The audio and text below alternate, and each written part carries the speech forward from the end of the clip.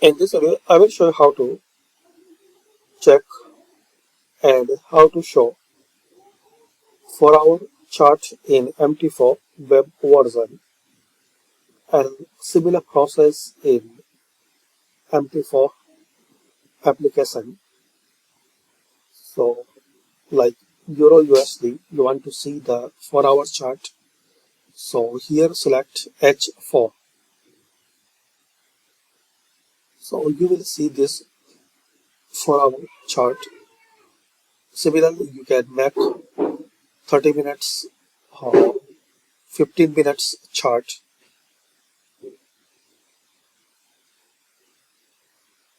So this is the way, guys, you can check out and display 4-hour chart in MT4. Thanks for watching. मत कर चोपड़े